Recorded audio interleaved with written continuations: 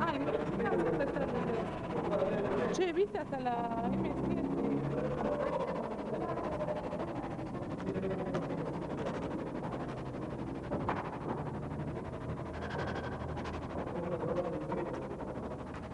Debe tener que hacer.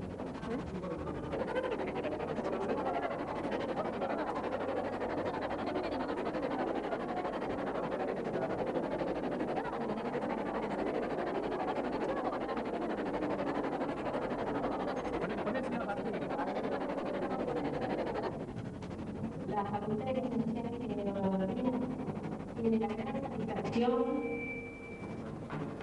el verdadero honor de presentar a la doctora Catherine Guerrat Orecchioni. Nosotros decimos Guerrat Orecchioni, pero ella como francesa dice Guerrat Orecchioni. La profesora por todos la conocemos. ¿Se oye? ¿Todos la conocemos? Que lo ponga más así, más de punta. ¿Así? Todos la conocemos por sus libros sobre la connotación y la enunciación, que como yo ya le conté, son bibliografía básica para todos nosotros.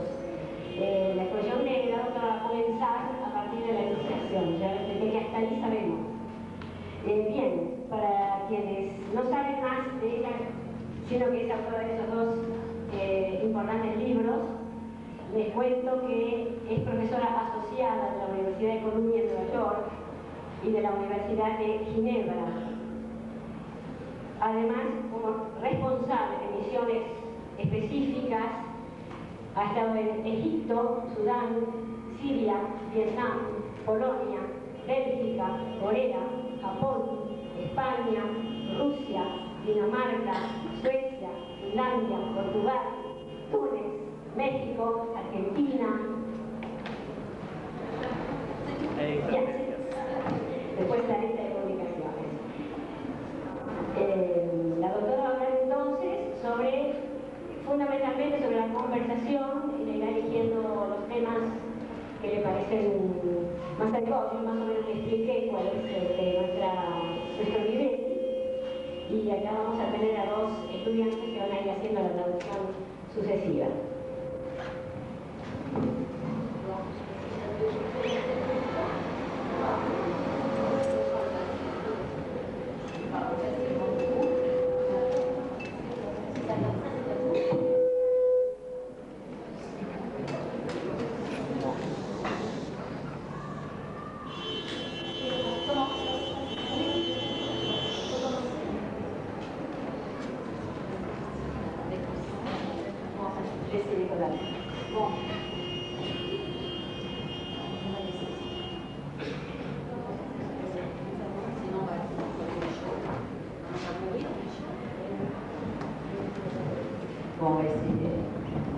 Vamos a probar si no nos morimos de calor.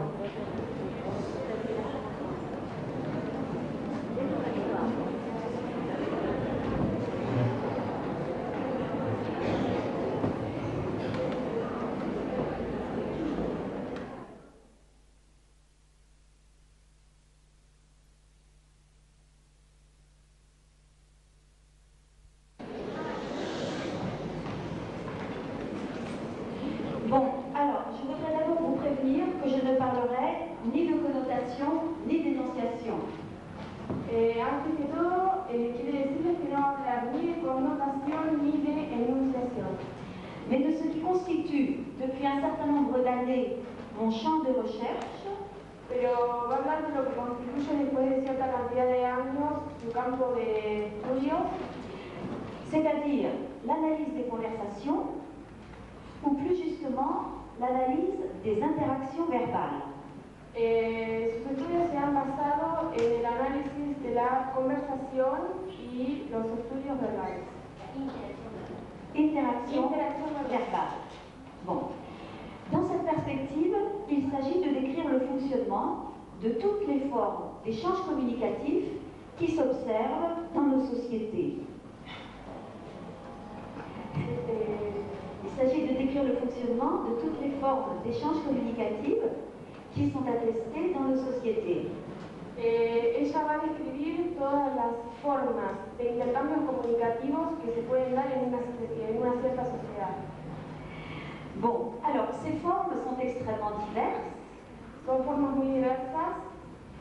Et par exemple, et de façon un peu égocentrique, je vous dirais quels sont les axes de recherche qu'il y a dans le laboratoire dont j'ai la responsabilité. Primeramente, y de una forma muy egocéntrica, va a hablar de los actos de lenguaje que existen en el laboratorio donde ella está trabajando. Alors ce laboratoire s'appelle Groupe de recherche sur les interactions communicatives. Este laboratorio se llama Grupo de Investigación sobre las Acciones Comunicativas. Et il comporte un certain nombre d'équipes qui travaillent par exemple l'une sur la conversation familière.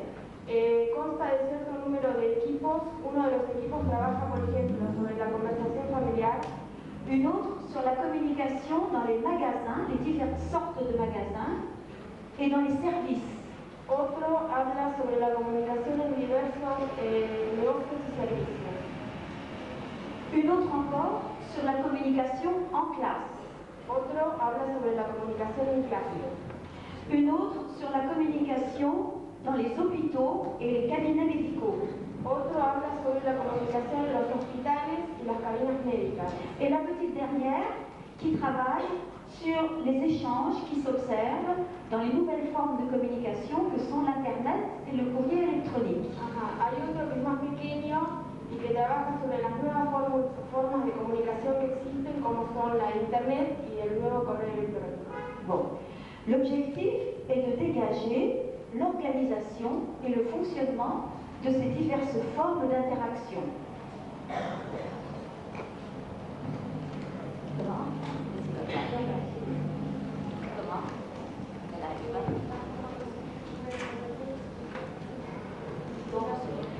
L'objectif est de dégager les règles. El objetivo es encontrar las reglas selon lesquelles fonctionnent ces différentes formes d'interaction communicative. y mostrarles a ustedes las reglas sobre las que funcionan las diferentes formas de comunicación, de interacción comunicativa. Et la méthodologie est toujours la même, c'est une méthodologie empirique. Es una metodología que es siempre la misma, es una metodología empírica fondée sur l'enregistrement, fundada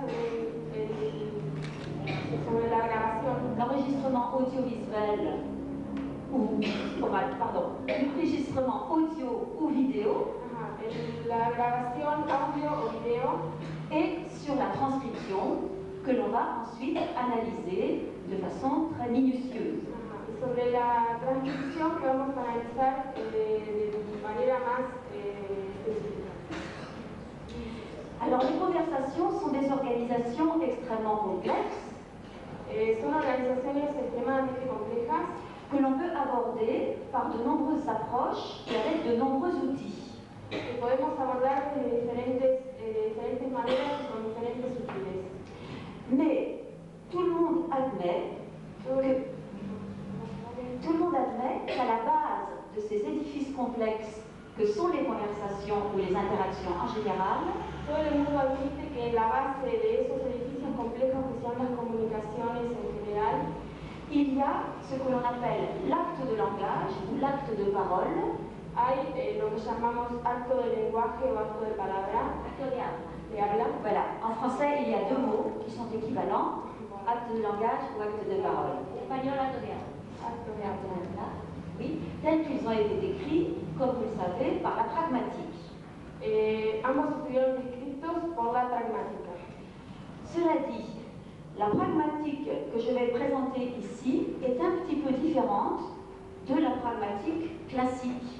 La pragmática que va a presentar ella en este momento es un poquito diferente de la pragmática classique, celle d'Austin, celle de Searle. la de Austin, Et elle a subi un certain nombre de révisions et d'enrichissements que je vais illustrer à partir de l'analyse d'un acte particulier. Ha estado influida por varios enriquecimientos que va a ilustrar. Et cet acte particulier que j'ai choisi, c'est le remerciement. Lo va a ilustrar a partir de un acto particular y el que ha elegido es la forma de agradecimiento. Alors, comme vous le voyez sur ce plan, Je vais commencer par envisager l'approche classique en matière d'actes de langage. Como pueden observar en el plan, va a comenzar haciendo una aproximación clásica de los actos de habla. Ensuite, je verrai quels sont les enrichissements apportés par l'approche interactionniste. Como forma siguiente va a ver los aportes que ha dado la forma convencional, el enfoque convencional.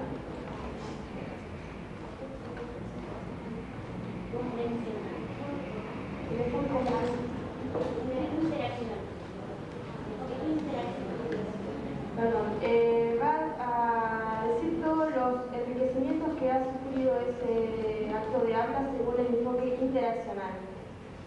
Et ensuite, j'appliquerai tout cela au cas particulier du remerciement. Y va a aplicar todo eso al caso particular del agradecimiento. Bon, alors, l'approche classique en matière d'actes de langage. La aproximación clásica en materia de actos de habla. Elle se résume à la formule d'Austin, formule très célèbre. Se resume a la fórmula de Austin, es una fórmula muy célebre. C'est la formule Candide sait faire. Cuando decir es hacer. Es la fórmula cuando decir es hacer. Ce qui est la traduction française du titre de l'ouvrage très célèbre d'Austin, How to This with Words. En espagnol. El libro de Austin en inglés se llama How to Think Words, en castellano se traduce como, en español como palabras y acciones. Voilà. Et en français, la traduction, qui est à mon avis tout à fait géniale, Francis, la traducción que para ella es genial, c'est quand dire, c'est faire. es cuando decir es hacer.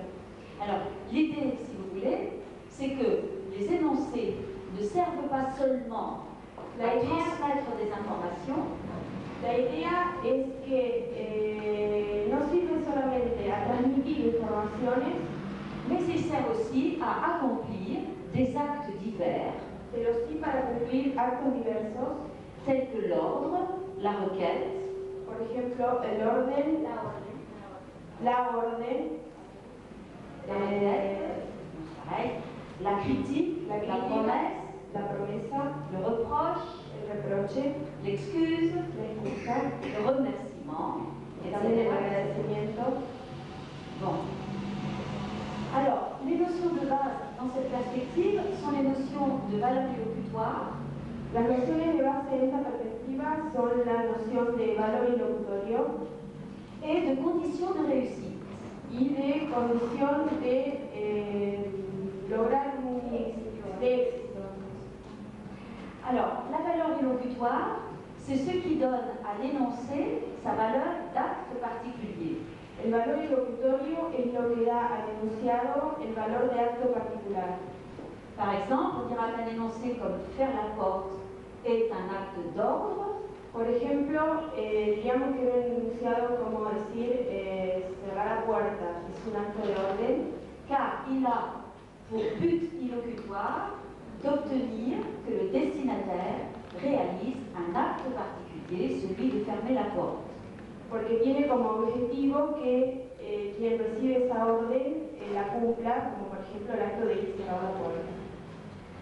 Bon, je passe sur la notion de condition de réussite et tout de suite l'idée que tout acte de langage peut être réalisé de différentes manières. Seguiremos con la idea de que todo acto de habla puede ser realizado de diferentes formas. C'est-à-dire que pour un même acte, il y a plusieurs formulations possibles. Es decir, que para un mismo acto hay mucha cantidad de formulaciones posibles. Parmi ces diverses formulations, on distingue généralement les formulations directes et les formulations indirectes. Entre ellas distinguimos las formulaciones directas y las formulaciones indirectas. Pour l'ordre, la formulation directe, c'est par exemple « ferme la porte ». Para la orden, la formulación directa es, por ejemplo, decir cierra la puerta. Mais il y a aussi de nombreuses manières indirectes de réaliser ce même acte. Pero hay también varias maneras indirectas de realizar el mismo acto. tels que tu pourrais fermer la porte, Por ejemplo, podría cerrar la puerta, tu voudrais fermer la porte, querría cerrar la puerta. ou bien encore, oh dis donc, il y a des courants d'air. O por ejemplo decir hay corriente de aire. De même que l'énoncé, il y a du bruit, De la misma forma que el enunciado hay mucho ruido, peut signifier indirectement fermer la fenêtre. puede significar indirectamente, por favor cierre la ventana. Bon, alors je vais appliquer tout cela bientôt au cas du remerciement, mais tout d'abord, le point que j'ai intitulé 1-2, Vamos a aplicar todo esto luego a los actos de agradecimiento, pero el punto que se señala en la hoja como 1-2, c'est-à-dire quelles sont les révisions et enrichissements apportés par l'approche interactionniste. son las revisiones y los enriquecimientos aportados por la aproximación interaccionista. Alors on peut en distinguer, me semble-t-il, deux. Podemos distinguir dos. La première est la suivante. La primera y la siguiente. Je sais simplifier. Bon. Oui, dans la perspective classique en matière d'actes de langage, En la perspectiva clásica en materia de actos de habla, on étudie des actes isolés. estudiamos actos isolados, aislados.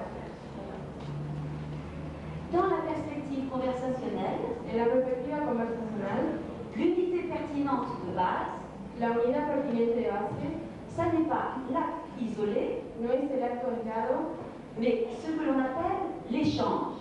pero es lo que llamamos el cambio. C'est L'intercambio. intercambio.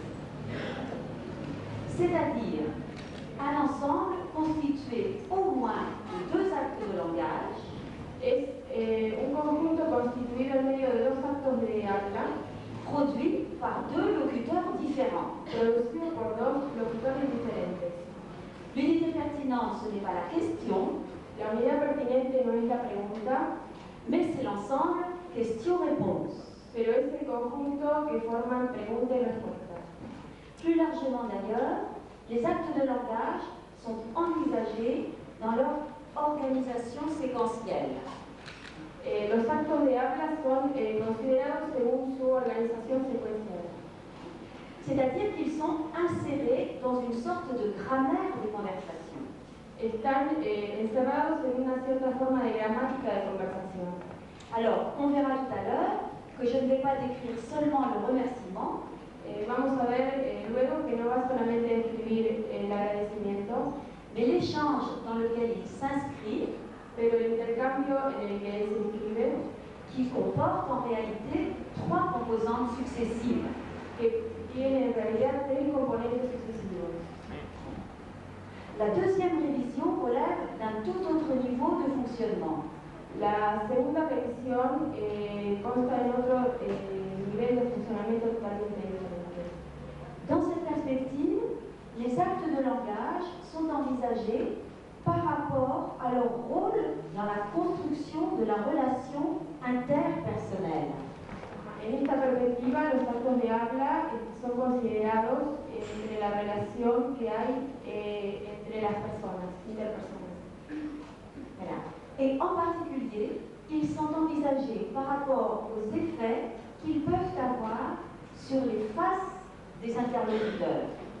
Son considerados sobre los efectos que pueden tener sobre la imagen de los interlocutores. Alors, je suis obligée de vous présenter très rapidement une théorie Estoy obligada a presentarles muy rápidamente una teoría qui a été développée dans le cadre de la pragmatique récente que ha estado desarrollada en el cuadro de la pragmática reciente et qui est la théorie de la politesse développée par deux chercheurs anglo-saxons, es la teoría de la cortesía desarrollada por dos teóricos anglosajones qui sont Penelope Brown que son Penelope Brown et Stephen Levinson. y Stefan Levinson. Et c'est la théorie que l'on appelle théorie de Brown et Levinson, La teoría se llama teoría de Brown y Levinson. qui est une théorie actuellement très célèbre dans ce champ d'investigation Es una teoría muy célebre en este campo de investigación et, à mon avis, extrêmement productive. y desde su punto de vista muy productiva. Alors, elle repose sur une notion qui, au départ, n'est pas du tout linguistique, Se basa en una noción que en principio no es lingüística, qui est la notion de face. es la noción de imagen. Imagen tomado como imagen o rostro. Alors, je dirais à ce sujet simplement que la notion de face telle qu'elle est utilisée dans cette théorie Para explicarles, la noción de fase que va a ser utilizada en esta teoría est plus étendue que cette notion dans la langue ordinaire. es más extendida, más abierta que la noción que tenemos en la lengua ordinaria. En effet, elle recouvre aussi bien la face au sens des expressions telles que garder la face ou perdre la face, Cubre la fase, el sentido de cara, en el sentido de defender el rostro o la cara, mais elle intègre aussi d'autres notions telles que le territoire, par exemple, pero tiene también otras nociones como el territorio, por ejemplo, telle qu'elle a été développée en éthologie des communications. porque estuvo desarrollada en una teología de la comunicación. Alors, sans entrer dans les détails, je dirais que dans cette théorie, d'après cette théorie, Sin entrar en detalles, desde esta teoría, les actes de langage sont envisagés en tant qu'ils peuvent avoir sur les faces certains effets particuliers. los actos de habla son considerados en tanto que pueden tener ciertos efectos particulares sobre el lenguaje. Certains d'entre eux, en effet, peuvent venir menacer la face du destinataire ou celle du locuteur. Por ejemplo, pueden amenazar la fase del destinatario, el rostro o la imagen del destinatario o del locutor. Par exemple, un ordre, une critique, un reproche sont des actes menaçants pour leur destinataire. Por ejemplo, una orden, una crítica o un reproche son actos que amenazan al interlocutor.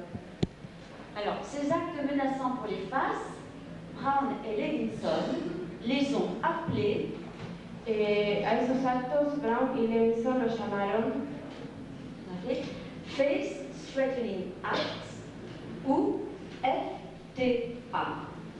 FTA. En inglés, face threatening acts, es decir, actos que amenazan el rostro o la imagen. FTA. En espagnol, ACI. ACI, claro. Actos contra la imagen, sería ACI, claro, sería así. Oui. Bon, mais enfin, dans la communauté scientifique internationale, on dit généralement FTA. Bon. Alors, c'est une notion vraiment de base dans les nouvelles théories de la politesse. Es una noción verdaderamente de base entre las nuevas teorías de la cortesía.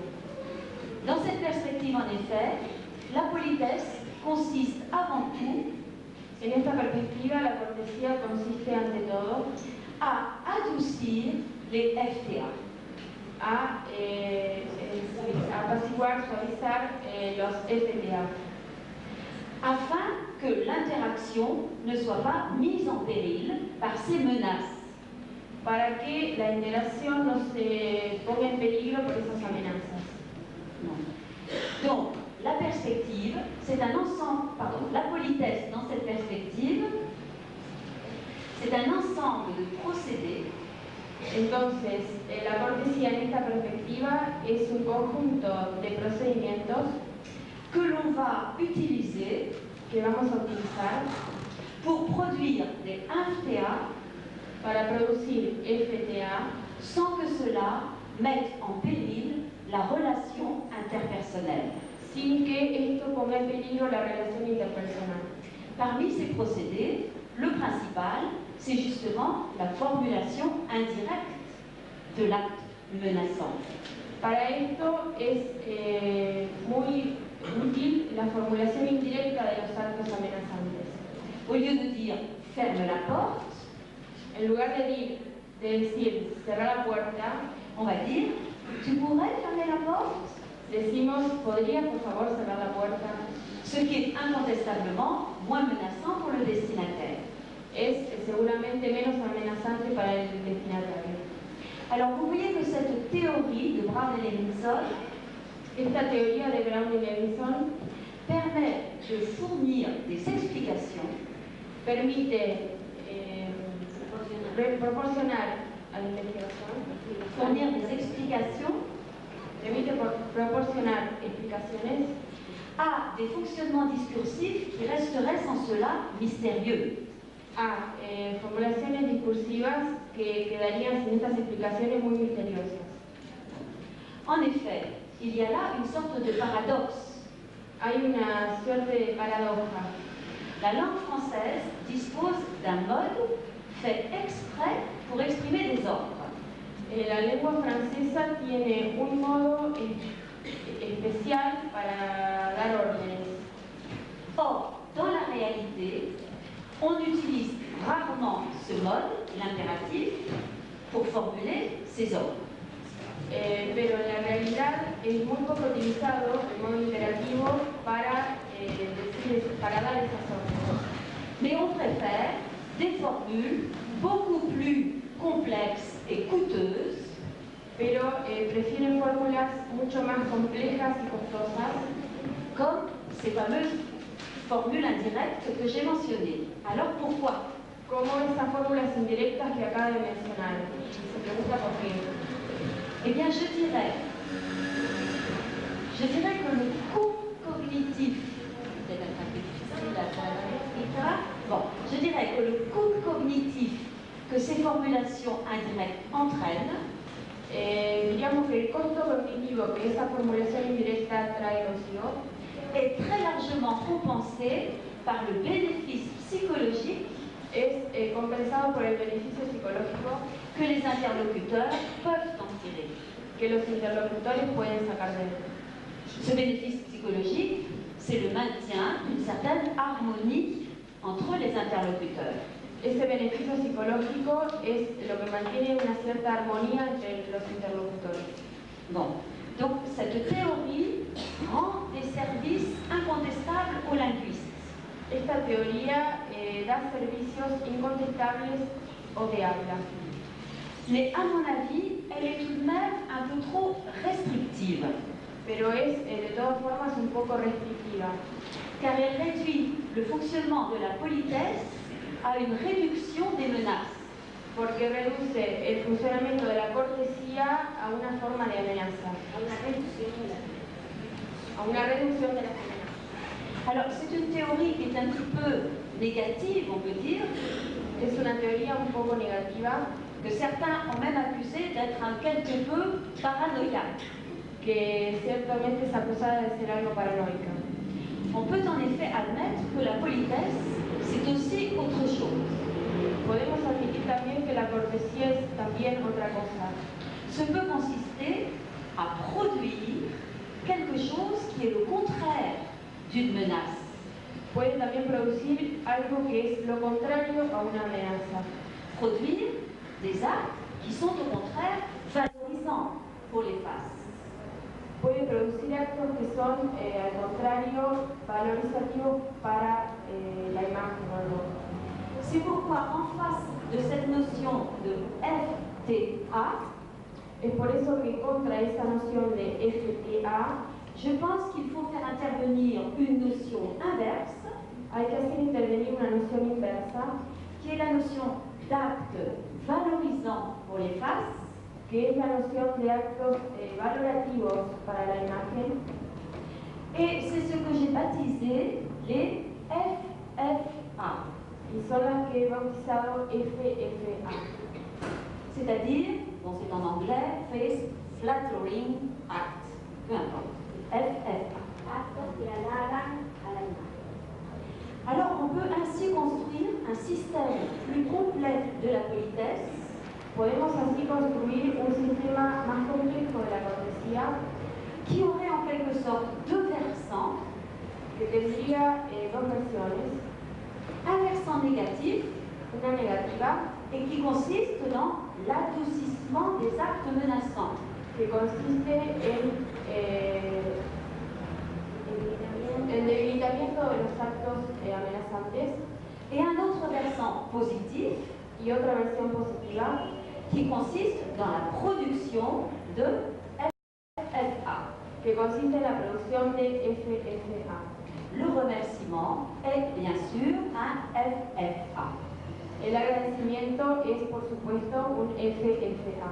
Alors je vais venir bien tout de suite au cas du remerciement, Voy a volver enseguida al caso del agradecimiento, mais simplement en concluant sur cette théorie pero para concluir sobre esta teoría, en disant que les actes de langage se répartissent en deux grandes catégories, diremos que los actos de habla se reparten en dos grandes categorías, les FTA et les FFA. los FFA y los FFA. Bon. Et le statut de l'acte de langage va déterminer en grande partie El estatus del acto de habla va a determinar en gran parte la façon dont on va le réaliser.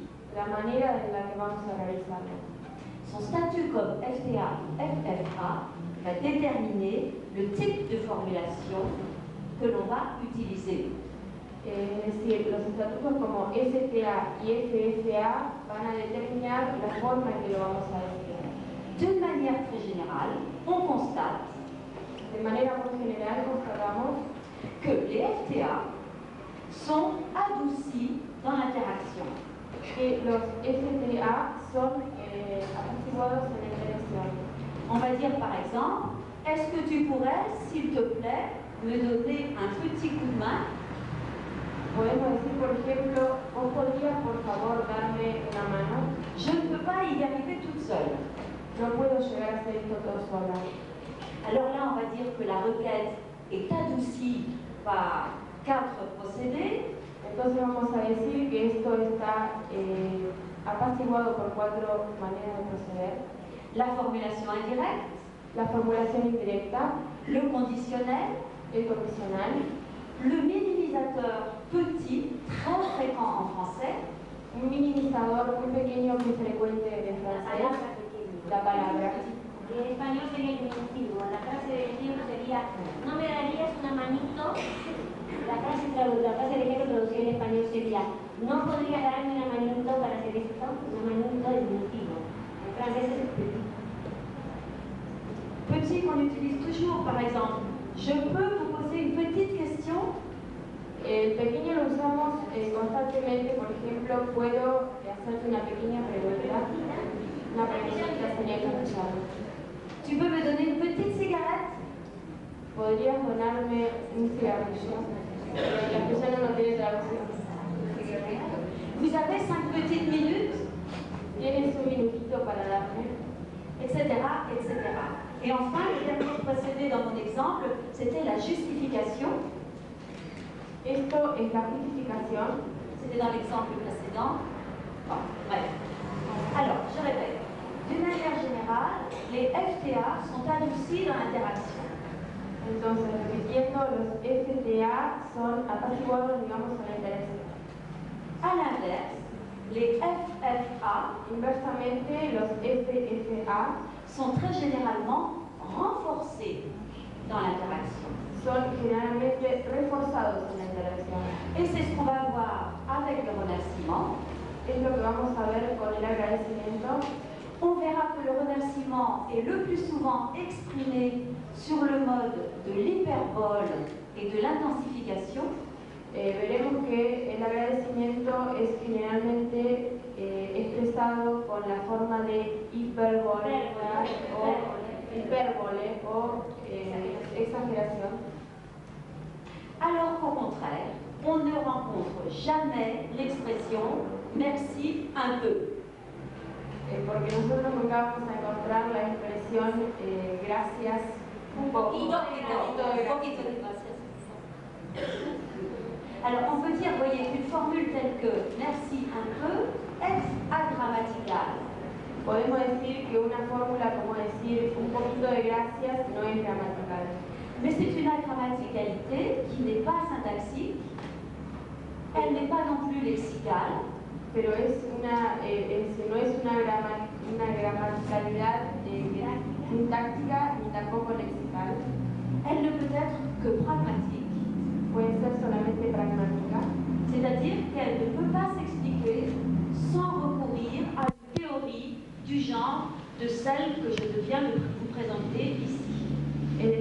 no podemos explicarla de otra forma que no sea recurriendo a la teoría que acaba de explicar. Bon. Alors, je vais passer maintenant au cas de remerciement et je vais appliquer toutes ces notions à ce cas particulier. Vamos a pasar ahora al caso del agradecimiento y va a aplicar todas las nociones que dio hasta ahora en este ejemplo. Bon, donc c'est la deuxième partie, application au cas du remerciement. Es el segundo punto de la hoja que ustedes tienen, la aplicación al caso del agradecimiento. Bon. Alors d'abord, définition de l'acte. Primeramente, definición del acto.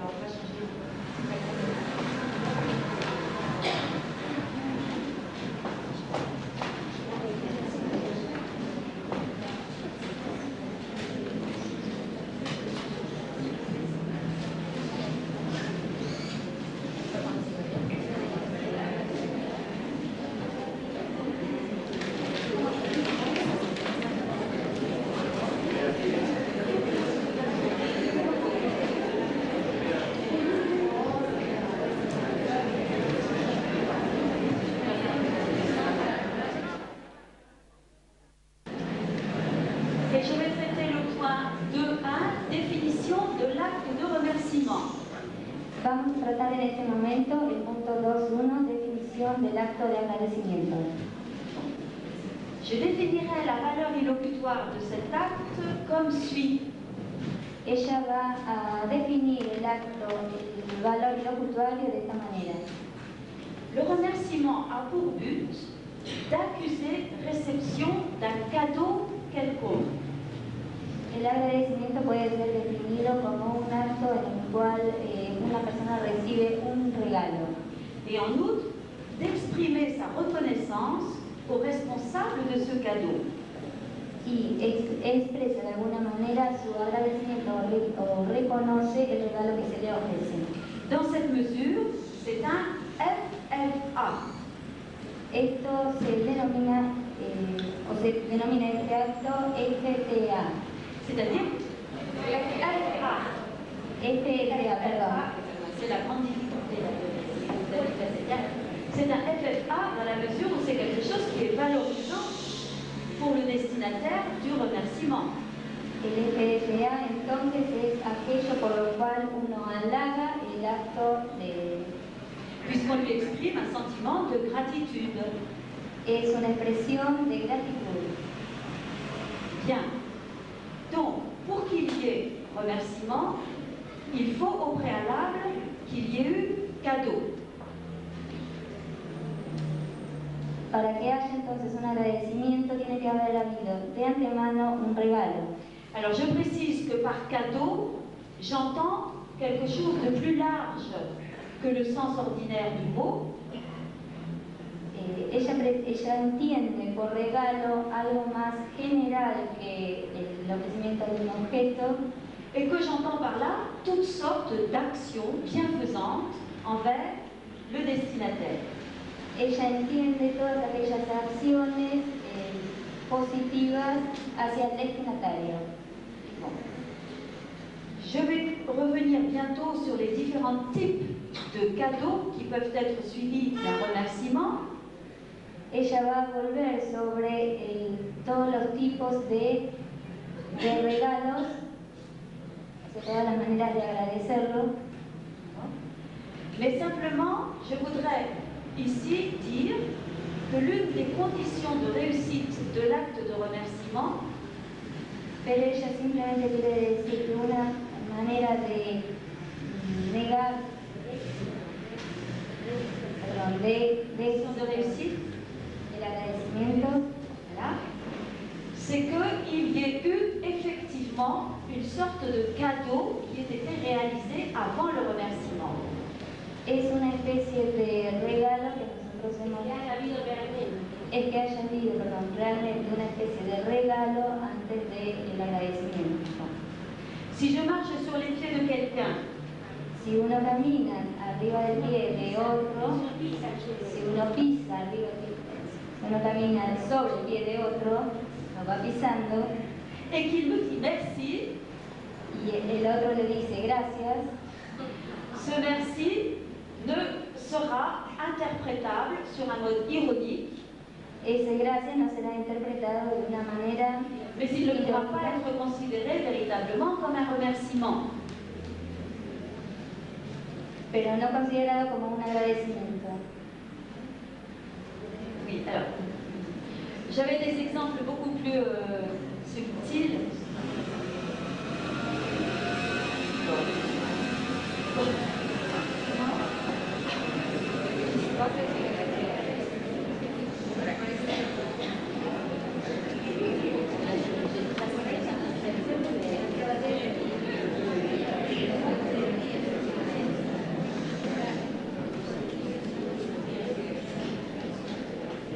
Je vais prendre un exemple plus simple que ceux auxquels j'avais pensé. Bon. Un exemple récent, par exemple, c'est dans une soutenance de thèse. Por ejemplo, un ejemplo más reciente vamos a tomar ahora. El ejemplo sobre una defensa de tesis. Bon. L'un des membres du jury venait de faire un commentaire très critique contre la thèse. Uno de los miembros del jurado había hecho un comentario crítico hacia la tesis. Et une fois que le professeur avait terminé, le candidat lui dit Y una vez que el profesor había terminado, el candidato le dijo: merci pour toutes les critiques que le professeur X vient de me faire. gracias por todas las críticas que el profesor X me hizo. Bon, je remercie le professeur. Bon. Alors il y a eu un rire dans l'assistance. Entonces todo el mundo se rió. Bon. Comment est-ce qu'on peut analyser cela? ¿Cómo podemos analizar este caso? Bon. Dans ce cas-là, le remerciement ne peut pas être interprété comme ironique. En este caso, el agradecimiento no puede ser interpretado como irónico, Parce que la situation interdit une telle interprétation. porque la situación prohíbe esa cierta interpretación. Il faut donc admettre qu'il y a eu un cadeau dans la critique du professeur. Entonces hay que admitir que el profesor le ha hecho un regalo con la crítica. Alors en quoi? Eh bien dans la mesure où en effet, certaines critiques peuvent être utiles à leur destinataire. En la medida en que ciertas críticas pueden ser constructivas, pueden ser útiles para el destinatario. Ce que l'on appelle des critiques constructives. Son críticas constructivas. Donc vous voyez la complexité des choses. Dans une critique, il y a une grosse composante FTA. Entonces, para ver la complejidad de las cosas, en una crítica hay cantidad importante de componentes FTA. Mais il peut y avoir, dans un contexte comme celui-ci, une petite composante FFA. Pero puede haber en este contexto un pequeño compuesto FFA. C'est cette petite composante FFA qui a permis le merci de l'étudiant. Es esa pequeña parte del componente FFA que permitió que el estudiante agradezca. Mais c'est la grosse composante FTA qui a suscité le rire de l'assistance. Pero es la gran cantidad de componente FTA que ha hecho que la asistencia que estaba en el lugar se ría. Bon, je pourrais donner un certain nombre d'exemples similaires. Podría dar cantidad de ejemplos similares. Mais ce que je voudrais dire, c'est que l'intérêt pour moi du remerciement, Pero lo que quisiera decir es que el interés para mí del agradecimiento c'est qu'il permet en quelque sorte de faire l'inventaire es lo que permite, en cierta manera, hacer el inventario de tout ce qu'une société donnée considère comme des cadeaux. de todo lo que una sociedad dada considera como regalos. De la même manière, l'étude de l'excuse De la misma manera, el estudio de la excusa permet de faire l'inventaire permite hacer el inventario de tout ce qu'une société donnée considère comme des offenses. de todo lo que una sociedad dada considera como una ofensa. Et cela varie d'une société à l'autre. Y esto varía de una sociedad a otra. Alors justement, je vais maintenant me demander ce qu'en France, on considère comme des cadeaux. Seguidamente voy a decir lo que en Francia consideramos como regalos. susceptibles d'entraîner un remerciement. Susceptibles de recibir un agradecimiento. Bon. Je ne vais pas m'intéresser aux cadeaux non linguistiques. No me voy a interesar a regalos no lingüísticos, Où justement le mot cadeau correspond à l'usage habituel du terme. donde justamente la palabra regalo corresponde al uso que le damos frecuentemente. Mais ce qui m'intéresse, ce sont les cadeaux linguistiques. Lo que me interesa son los regalos lingüísticos. Quels sont les types d'énoncés qui peuvent être suivis d'un remerciement ou qui doivent être suivis d'un remerciement? Son los tipos de enunciado que pueden estar seguidos de un agradecimiento o que deben estar seguidos de un agradecimiento. Alors on va y trouver par exemple les compliments. Vamos a encontrar, por ejemplo, los cumplidos. En français, les compliments ne sont pas souvent suivis d'un merci, En francés no son generalmente seguidos de un gracias, c'est beaucoup plus fréquent en anglais, es más frecuente en inglés, mais c'est possible malgré tout en France. pero es posible en Francia. Bon. Donc le compliment. Il y a aussi le vœu. Está también los augurios. Bonne soirée, merci. Bon week-end, merci. Bonnes vacances, merci. Por ejemplo, cuando decimos que pases una buena noche, gracias, que tengas buenas vacaciones, gracias. Les formules votives en France sont extrêmement nombreuses et fréquentes. El hecho de expresar nuestros mejores deseos en Francia es muy frecuente. J'ai un étudiant qui fait son mémoire de recherche là-dessus. Un estudiante que hace su tesis sobre este tema, Et il en a déjà dénombré plus de 100. hay más de 100, ya encontró más de 100, dont certaines sont complètement conventionnelles donde algunas son completamente convencionales et d'autres sont beaucoup plus créatives et originales. y otras son más creativas y originales. Mais en tout cas, ce qui m'intéresse ici, Lo que me interesa en este momento c'est que le vœu peut être suivi d'un remerciement, es que la expresión de deseo puede estar seguida de un agradecimiento, alors que la salutation ne le peut pas. pero el hecho de saludar no. Ce sont deux actes de langage qui sont souvent confondus Son actos de habla que son confundidos dans la mesure où ils sont liés diachroniquement. porque están ligados diacrónicamente. La salutation en français, comme bonjour ou bonsoir, El hecho de saludar en francés, como decir buenos días o buenas noches, trouve son origine dans une formule votive. encuentra su origen en una fórmula de expresión de deseo. Mais à partir du moment où l'adjectif bon et le substantif jour ont fusionné, Pero desde el momento que se fusionaron el adjetivo bueno y el sustantivo día, la formule de salutation a perdu sa valeur de souhait originelle. la fórmula de saludar ha perdido su valor de deseo de expresión de deseo original. C'est sans doute la raison pour laquelle on ne peut pas dire merci après bonjour. Es por eso que no se puede decir gracias después de decir buenos días. C'est qu'on considère que le bonjour n'est pas un cadeau suffisant pour entraîner un remerciement. Porque no consideran al buen día como un regalo suficiente como para ser seguido de un gracias. Mais en revanche, après bonne journée, on va dire merci. Pero por el contrario, después de que uno le diga o que tengas buen día, sí va a decir gracias. Bon. Donc, les compliments, les vœux, Entonces, los cumplidos, los deseos, il y a aussi certaines sortes de questions, y hay también unas ciertas preguntas, comme les questions du type comment allez-vous, como las preguntas del tipo ¿cómo está usted? auxquelles on va répondre très bien, merci. a la que vamos a responder muy bien, gracias.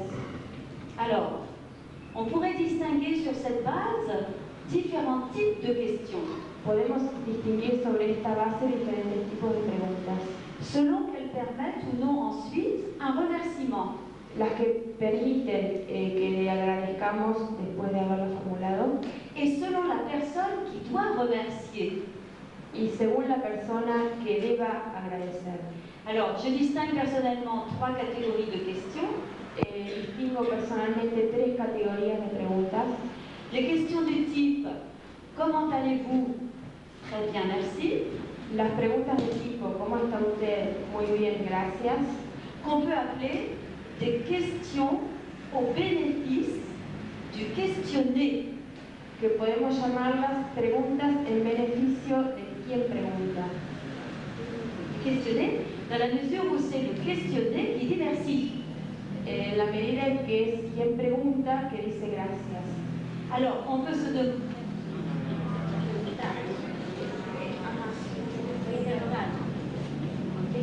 En la medida que quien fue interrogado contesta con las gracias. Oui. Alors, on peut se demander dans quelle mesure est-ce que le questionné est bénéficiaire d'une question de ce type. Entonces podemos preguntarnos en qué medida el encuestado, digamos, es beneficiado con esa pregunta. Et en quoi une question de ce type est un cadeau. ¿De qué forma una pregunta de ese tipo es un regalo? La réponse, c'est sans doute que une question de ce genre est une marque de sollicitude et d'intérêt pour le destinataire. Quiere decir que una pregunta de este tipo es una forma de una marca de interés en el encuestado. Mais alors, il reste un problème assez mystérieux, Pero queda un problema bastante misterioso, c'est que le merci est exclu dans le cas suivant. Donde el agradecimiento está excluido en el caso siguiente. Comment allez-vous? ¿Cómo está usted? Pas fort, merci. No muy bien, gracias. Vous voyez que c'est impossible. Or, pourtant, dans un cas de ce genre, la sollicitude manifestée par le questionneur est la même. Pero en ese caso, la solicitud manifestada por quien pregunta es la misma. Donc il y a là un fonctionnement que l'on peut d'ailleurs interpréter, mais je ne vais pas le faire ici car ça me prendrait un peu de temps. Podemos interpretarlo de otra forma, pero en este momento tomaría bastante tiempo explicarlo. Je l'ai mentionné simplement pour vous montrer combien ces fonctionnements sont subtils. Pero voy a mencionarlo para mostrarles hasta qué forma esos funcionamientos son sutiles. Bon. À côté des questions au bénéfice du questionné, al costado de las preguntas en beneficio del encuestado, il y a des questions qui sont au bénéfice du questionneur. hay preguntas que son en beneficio de quien pregunta. C'est le cas par exemple des demandes d'informations utiles. Es el caso, por ejemplo, en el que pedimos información útil. Quelle heure est-il? Por ejemplo, ¿qué hora es? 10 heures. A las 10. Merci. Gracias. C'est le premier, le questionneur, qui va remercier. Es quien pregunta el que va a agradecer. Donc vous voyez encore une fois que l'observation du remerciement Entonces, ustedes ven que la observación del agradecimiento permet de savoir ce que l'on considère comme des actes de langage qui sont des cadeaux. permite ver lo que nosotros consideramos actos de habla que pueden ser regalos.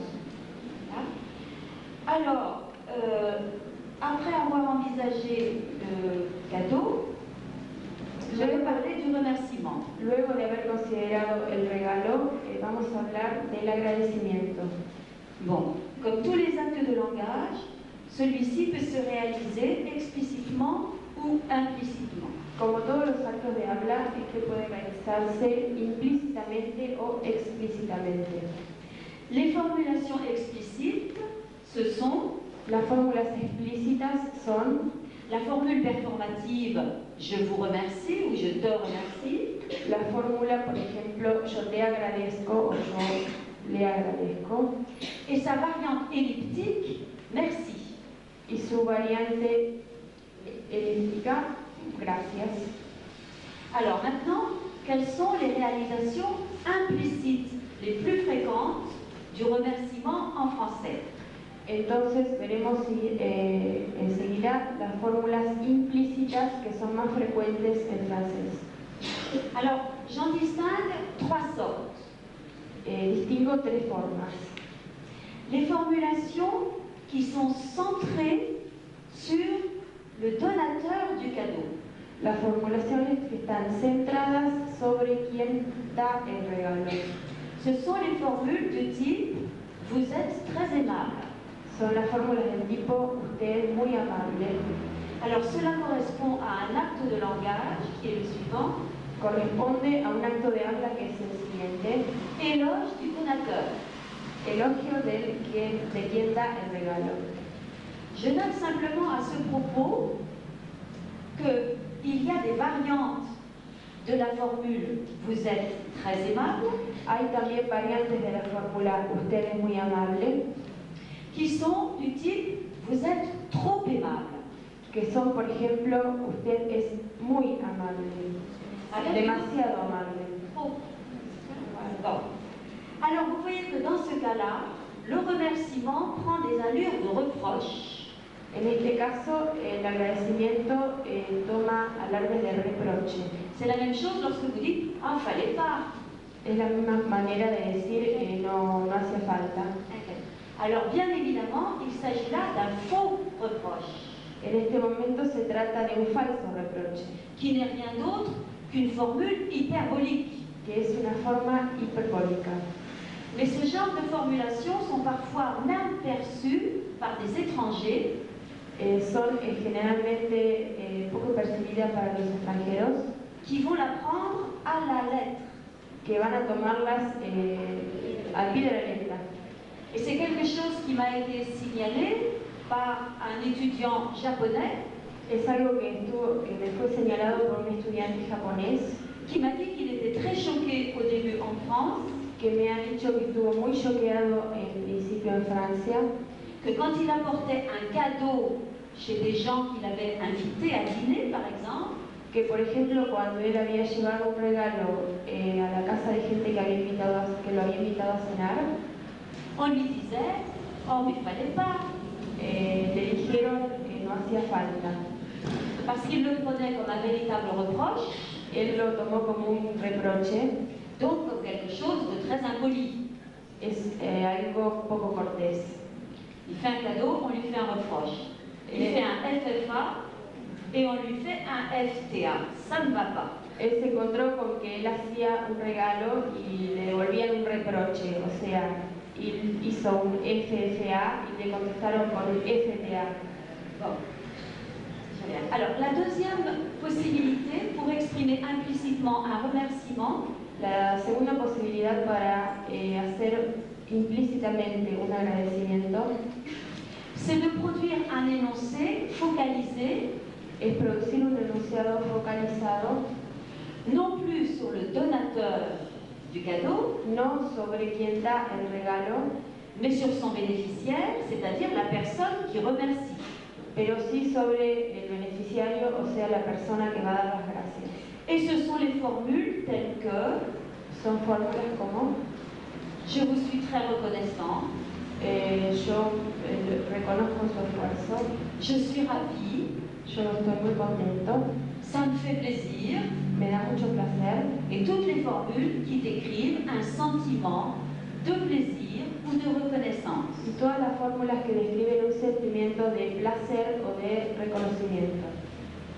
Et le troisième type de formulation implicite, El tercer tipo de formulación implícita ce sont celles qui sont focalisées, cette fois, sur le cadeau lui-même.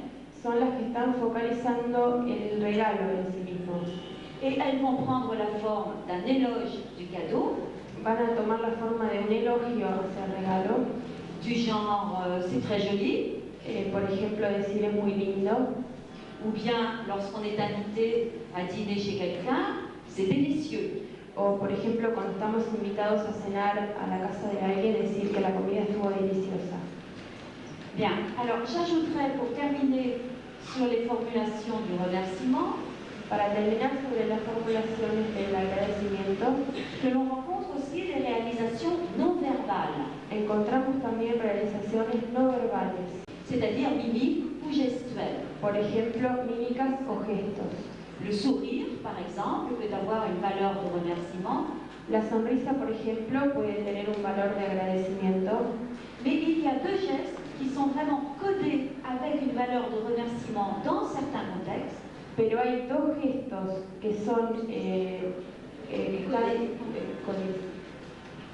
están codo a codo, digamos, codificados con una forma de agradecimiento Dans certains contextes seulement. en ciertos contextos solamente. Alors, il y a ce geste-ci, Por ejemplo, este gesto de hacer así con la mano. allez bien.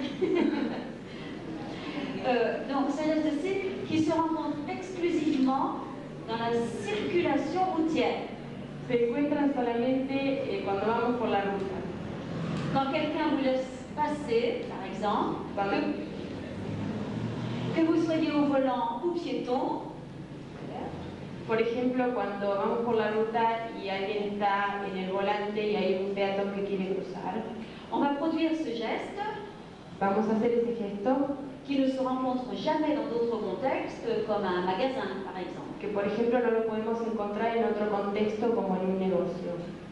Et il y a un autre geste de remerciement lié à un contexte particulier, Hay otro gesto de agradecimiento ligado a un contexto particular, c'est la bise. es el beso. Lorsqu'on vous a fait un cadeau, cette fois au sens propre, Cuando nos han hecho un regalo en ese sentido. par exemple dans une situation de visite, Por ejemplo, en una situación de visita, où ça se passe comme ceci, donde pasa así, on commence par les salutations avec généralement des bises, Comme- des échanges de bises. comenzamos por saludar dándonos un beso. Ensuite, l'invité offre son cadeau, qui est dans ce cas-là quasiment obligatoire. Siguientemente, el invitado ofrece el regalo, que en ese sentido es generalmente una obligación. À ce moment-là, l'hôte ouvre le cadeau et fait un remerciement. Seguidamente, el otro abre el regalo y agradece, Et à ce moment-là, rebise. y en ese momento se vuelven a besar. Mais vous voyez que la bise n'a plus une signification de salutation, elle a une signification de remerciement. En este contexto, el beso no es solamente utilizado como un saludo, sino como una forma de agradecimiento. Alors la dernière remarque que je ferai au sujet du remerciement, Entonces, la última marca que voy a hacer en el sujeto del agradecimiento rien, c'est qu'il est très généralement exprimé sur le mode de l'hyperbole. es muy generalmente exprimido sobre la forma de ¿cómo? De la- Expresado sobre la forma de hipérbole. Bon, alors comment est-ce qu'on exprime cette hyperbole? ¿Cómo lo exprimimos? ¿Cómo lo expresamos? No. Perdón. Enfin, quelles sont les formes que peut prendre l'intensification du remerciement? ¿Cuáles son las formas que puede tener la intensificación del agradecimiento? Alors d'abord, chacune des formulations que je viens d'envisager peut être intensifiée. Cada una de las formas que yo he considerado puede ser intensificada. Pour la formulation explicite, cela va donner Por la fórmula explícita, eso va a dar, merci beaucoup, por ejemplo, muchas gracias, merci 1000 fois. Gracias 1000 veces. Alors, il y a encore plus fort que merci 1000 fois, c'est merci infiniment. Mejor que 1000 gracias es infinitas gracias. Et il y a encore plus fort que merci infiniment, Y todavía más fuerte, c'est je ne pourrai jamais vous remercier assez. por ejemplo, decir jamás voy a llegar a agradecerle. Ou bien, je ne sais pas comment vous remercier. O por ejemplo, yo no sé cómo hacer para agradecerle. Bon, On peut aussi intensifier les 3 types de formulations implícites que j'ai envisagées. Podemos también explicitar las 3 formas de formulaciones explícitas que ha considerado. Ça va donner par exemple, Por ejemplo, oh, tu es vraiment adorable. eres verdaderamente adorable, para el primer ejemplo. Oh, je suis vraiment aux anges. Yo estoy verdaderamente contenta. Et, ah, est-ce que c'est beau, c'est magnifique, c'est merveilleux, c'est super, etc., etc. Es lindo, magnífico, superior, terrible, etcétera, etcétera. L'intensification peut aussi prendre la forme du cumul de ces différentes formulations. La intensificación puede tomar la fórmula también de una acumulación de estas diferentes formas de agradecimiento. Et on va toutes les enfiler en quelque sorte un peu comme des perles. Y las vamos a hilar, como por ejemplo un collar de perlas, Et ça va donner quelque chose comme y va a dar algo oh, merci beaucoup. como por ejemplo muchas gracias, Beaucoup, qu'est-ce que c'est sympa. es muy simpático, Oh, c'est drôlement joli. es muy hermoso, Oh, je suis vraiment contente. yo estoy muy contenta, Merci encore. gracias todavía. Et cela, ça constitue ce qu'on peut appeler la routine complète. Es lo que podemos llamar una rutina completa de agradecimiento. Et enfin, l'intensification peut utiliser des procédés prosotiques et mimiques.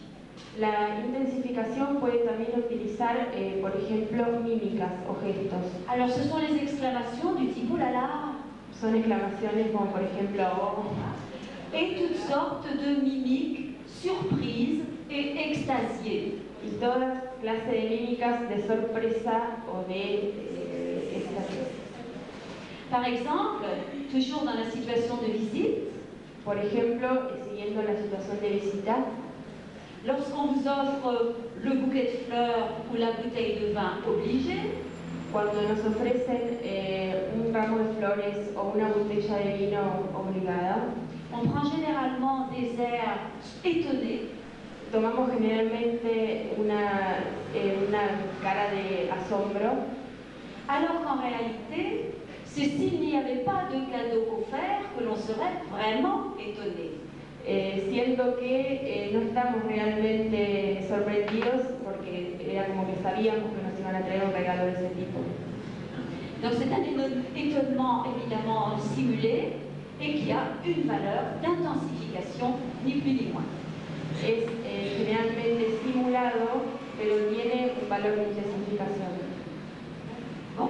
Alors, je parle rapidement de la réaction au remerciement.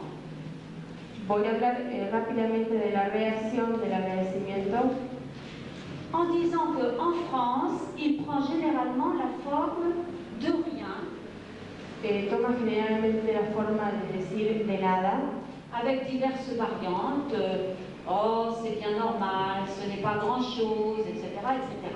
con variantes como decir no es normal, no es gran cosa, es normal, no es gran cosa. Alors, c'est ce qu'on peut appeler la minimisation du cadeau. Eso podemos llamarlo la minimización del regalo. Alors, cette formule de rien, on la rencontre également après les excuses. Esta fórmula de decir de nada la encontramos igualmente luego de dar excusas. Et ce que je voudrais faire maintenant, c'est de comparer rapidement l'excuse et le remerciement. Y ahora quisiera comparar rápidamente la excusa y el agradecimiento. Parce qu'il me semble que cette comparaison permet de résumer parfaitement Porque me parece que esta comparación permite resumir perfectamente ce en quoi consiste ce qu'est la politesse. Permite resumir lo que es realmente la cortesía. Bon, alors je vous demande de regarder le petit schéma qu'il y a ici sur votre papier. Les pido que por favor miren el pequeño esquema que hay en la parte casi final del papel que tienen en la mano, Où on voit qu'il y a en effet entre le remerciement et l'excuse un certain nombre de similitudes. donde vemos que hay cierta cantidad de similitudes entre la excusa y el agradecimiento. Dans les deux cas, l'échange est généralement formé de 3 composantes. En los dos casos, el intercambio está formado por 3 componentes. Et dans les deux cas, la troisième composante prend souvent la forme de rien. Y en los dos casos, el tercer componente toma la forma de decir de nada. Mais cela dit, il y a aussi d'importantes différences entre les deux types d'échanges.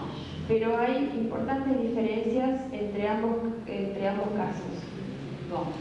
D'abord, en ce qui concerne les actants de l'échange.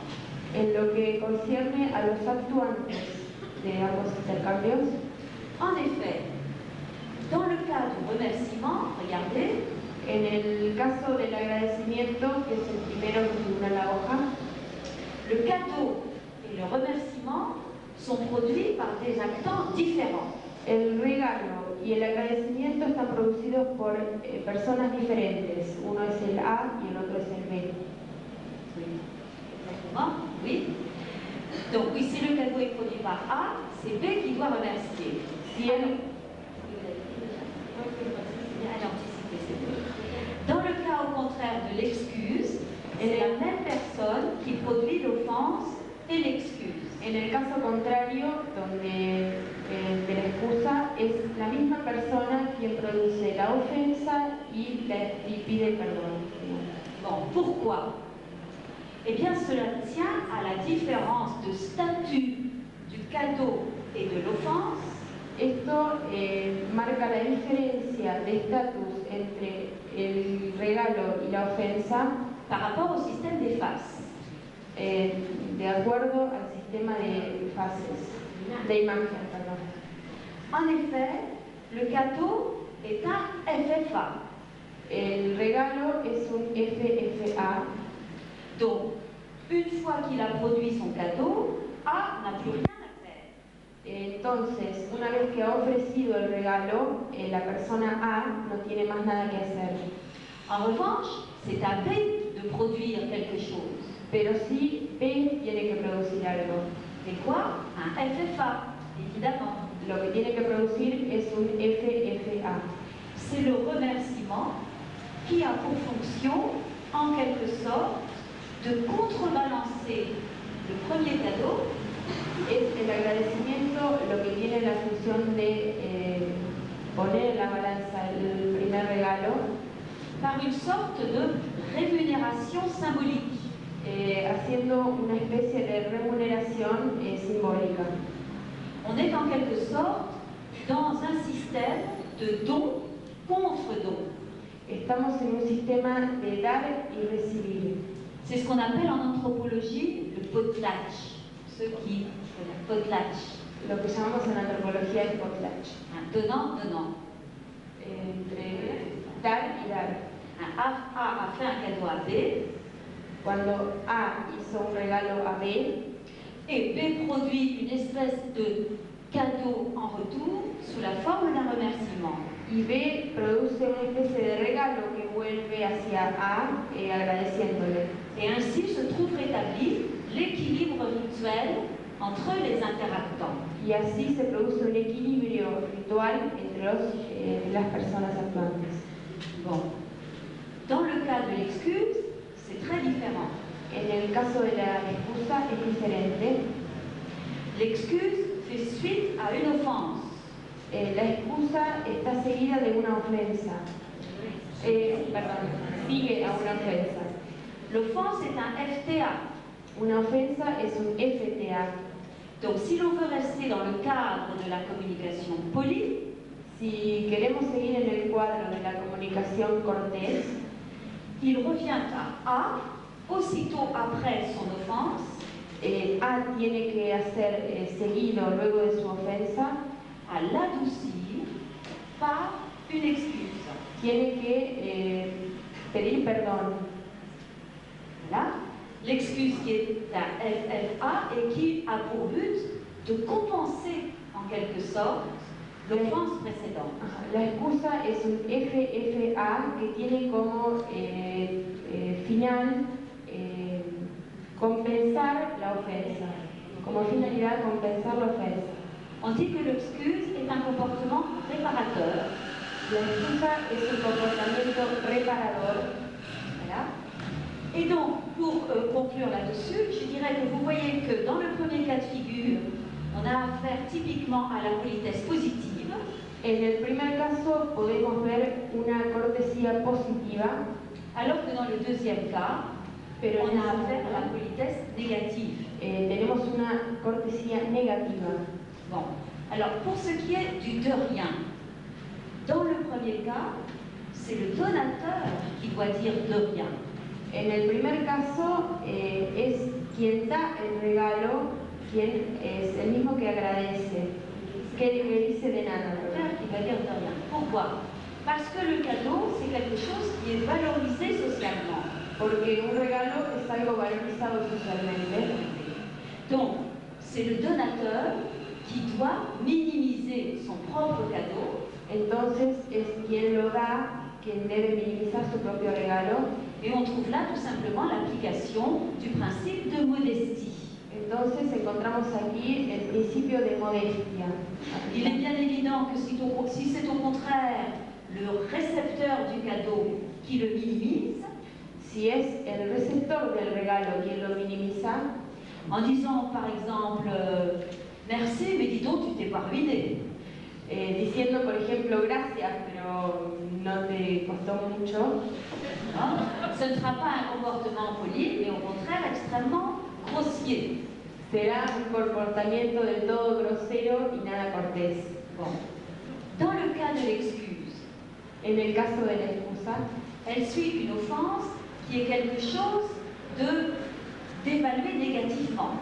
una ofensa es algo devaluado negativamente, la excusa es algo devaluado evalúa. C'est compliqué, oui, c'est compliqué. L'offense est évaluée négativement dans la société, socialement. La ofensa en la sociedad está evaluada negativamente. Bon. Donc c'est la victime de l'offense qui doit dire de rien pour être poli. Entonces, es la víctima de la ofensa quien debe decir de nada para ser cortés. Alors évidemment, ce de rien ne doit pas être pris vraiment à la lettre. Pero no debe ser tomado a la letra, al pie de la letra. Il ne veut pas vraiment dire vous n'avez commis aucune offense envers moi. No quiere decir usted no ha cometido ninguna ofensa hacia mí. Si c'était le cas, il serait bien contradictoire d'observer la chose suivante. Sería contradictorio observar lo siguiente. Bon. Si je marche sur les pieds de mon voisin, Si yo piso a mi vecino qu'il ne s'excuse pas, y no pido perdón, y él no pido perdón, je lui dis, vous pourriez quand même vous excuser. y le digo, ¿podría usted por lo menos pedir perdón? Bon. S'il s'excuse, je lui dis de rien. Si él me pide perdón, yo le voy a decir de nada. Vous voyez qu'il y a là une sorte de contradiction. Hay una especie de contradicción, Mais en fait, ce de rien ne va pas dire vous n'avez pas commis d'offense. pero ese de nada no quiere decir que no haya cometido ninguna ofensa hacia mí. Il veut dire vous avez commis une offense.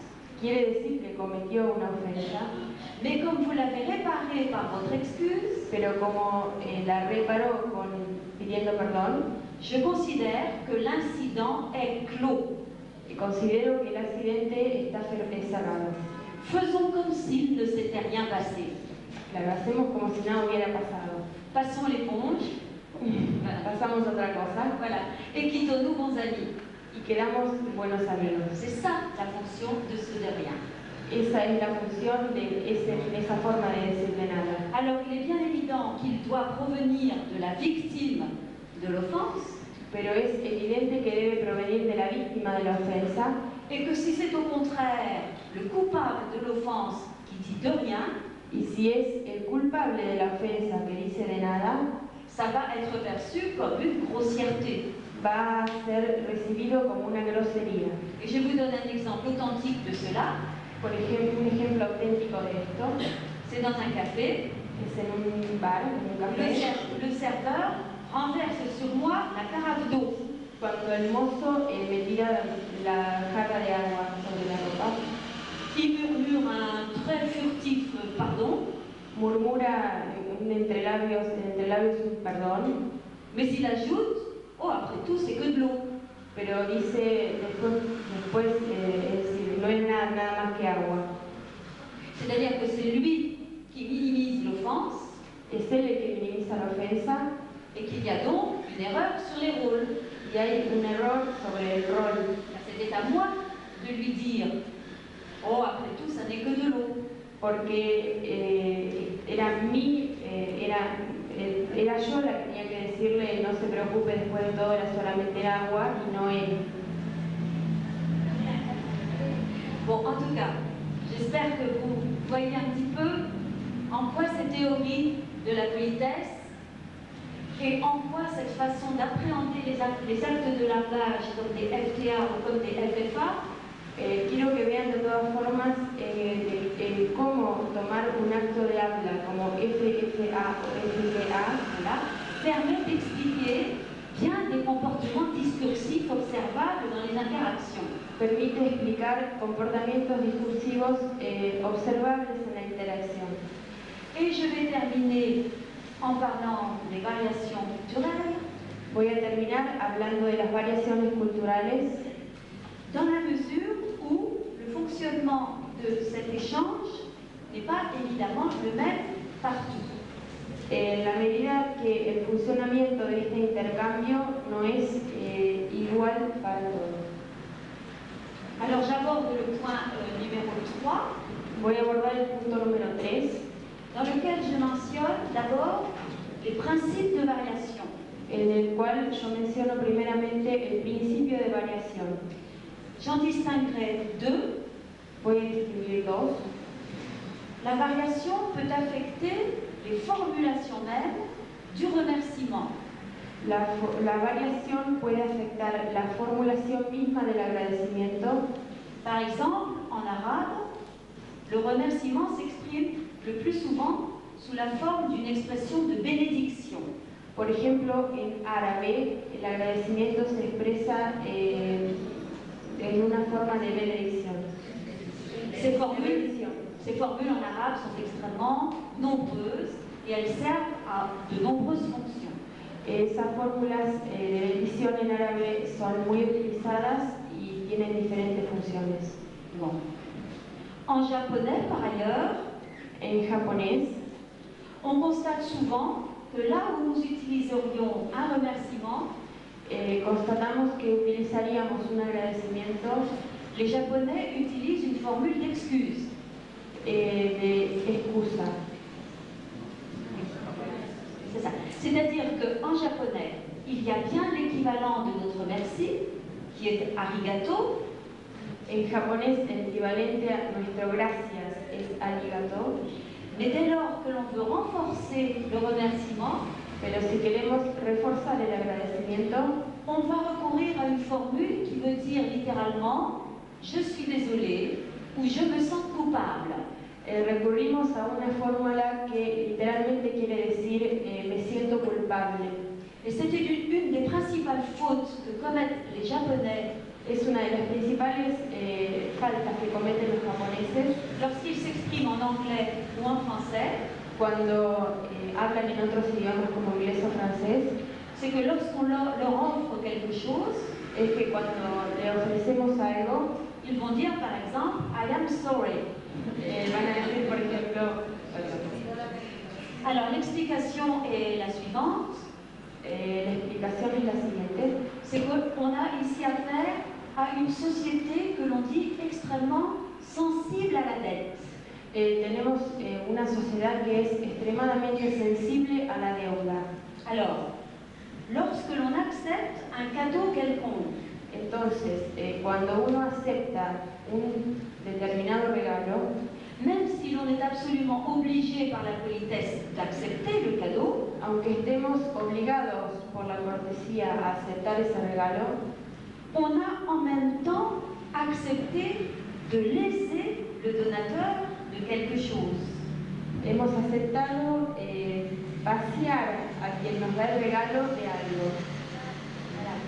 C'est-à-dire qu'on se trouve placé en position de débiteur, donc de coupable. Quiere decir que estamos en una posición de culpables porque hemos quitado algo a quien nos ha ofrecido el regalo. Et coupable, on restera tant que l'on n'aura pas payé sa dette. Y vamos a seguir siendo culpables hasta que no hayamos pagado esa deuda. D'où la formule d'excuse. Esta es la fórmula que usan los japoneses como excusa. Alors, le deuxième principe de variation est une question de fréquence. El segundo principio de variación es una frecuencia, una cuestión de frecuencia. La fréquence de cet acte rituel de remerciement La frecuencia de este acto ritual de agradecimiento varie considérablement d'une société à l'autre. varía considerablemente de una sociedad a otra. Nous, les Français, Ellos los franceses avons la réputation d'être des remercieurs frénétiques. tienen la reputación de ser agradecedores frenéticos. De remercier à tout bout de champ. Agradecen todo. C'est une réputation que nous avons en particulier auprès de nos voisins espagnols. Es una reputación que tienen junto con sus vecinos españoles, antes que sus vecinos españoles.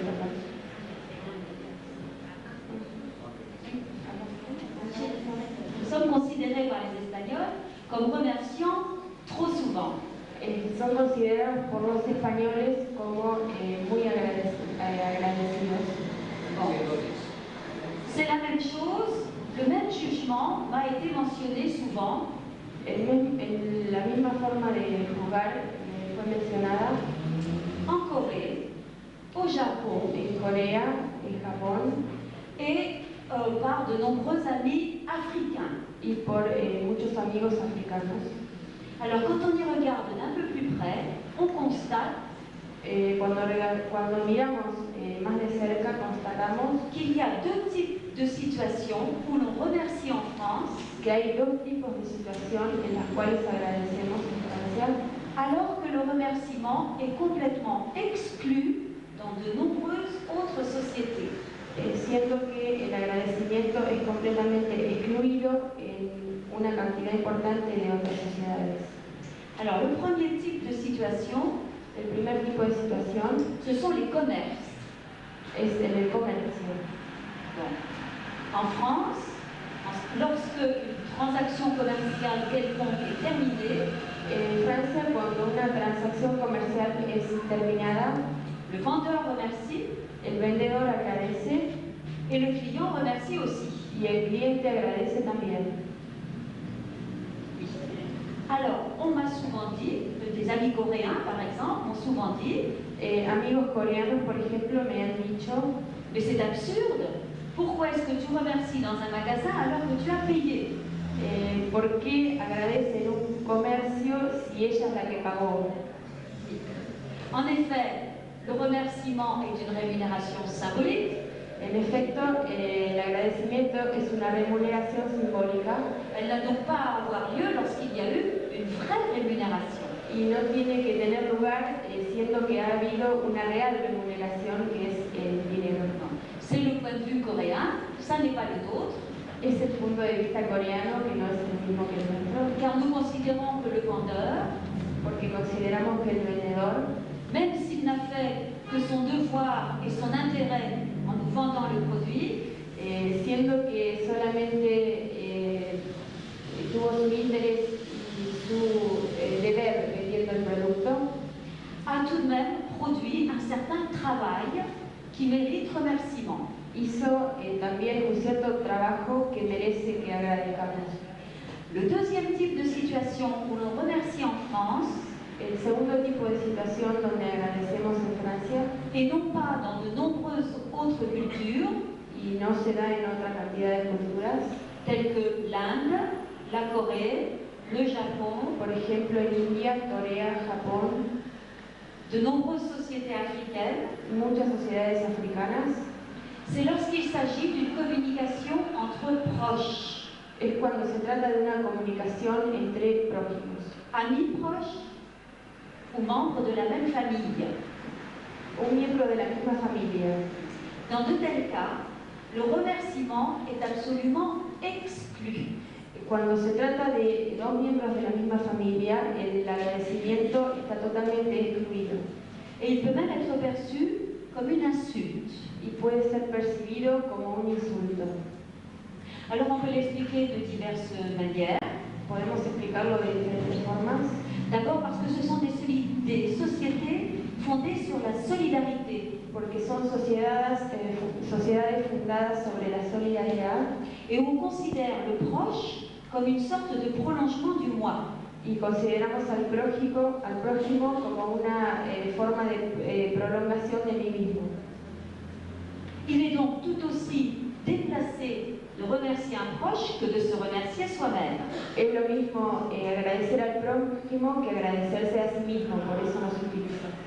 Et l'autre explication, c'est que dans ces sociétés, Nuestra explicación es que en esas sociedades le système des obligations mutuelles el sistema de obligaciones est défini de façon beaucoup plus stricte que chez nous. es definido de una manera mucho más estricta que en el caso de los franceses. Beaucoup plus strict, c'est ça. On ne va pas remercier sa mère qui vous a fait à manger, No van a agradecer a su madre cuando les ha hecho de comer, puisque cela relève absolument de ses obligations. porque no es nada más que una obligación. Alors, chez nous, où le système des droits et des devoirs est beaucoup plus flou, Entre nosotros el sistema de derechos y deberes es mucho más fluido. il est logique que l'on remercie beaucoup plus fréquemment. Y es lógico que agradezcamos más frecuentemente. Bien. Alors, en guise de conclusion, Como conclusión, je vais vous citer deux déclarations totalement authentiques. voy a citar dos declaraciones auténticas. La première émane d'une étudiante espagnole séjournant en France. La primera es de una estudiante española que estuvo en Francia. Je cite: quand les Français te passent l'eau, le sel, il faut que tu dises toujours merci. Cuando los franceses te pasan el agua o la sal, tenés que decir siempre gracias. Si tu ne le fais pas, ils te font une remarque. Si tú no lo haces, van a hacerte una acotación. Mais moi, si je fais ça chez moi, ils se moquent.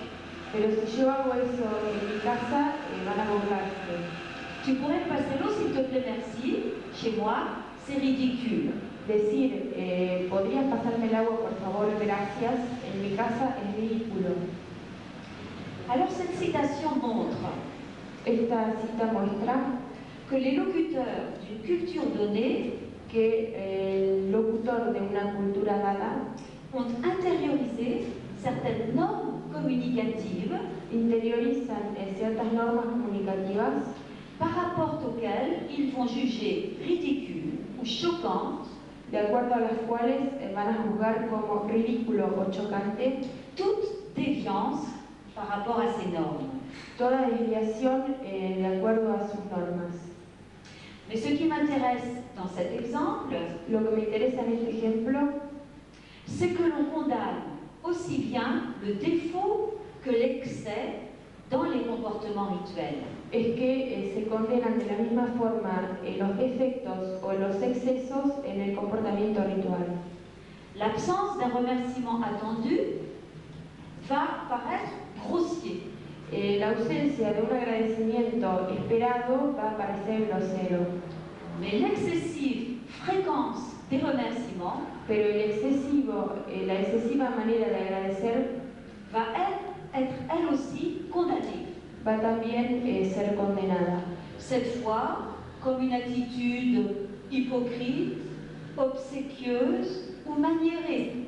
Como una forma hipócrita, obsequiosa, perdón, o amanerada. Je dis maniérée parce que les Japonais appellent l'usage surabondant du remerciement un maniérisme occidental. Porque los japoneses utilizan, cuando el agradecimiento es excesivo, lo llaman amaneramiento occidental. Et je vous citerai cette anecdote qui m'a été fournie ce matin. Voy a citarles una anécdota que me fue dada esta mañana. C'est une Argentine d'origine espagnole.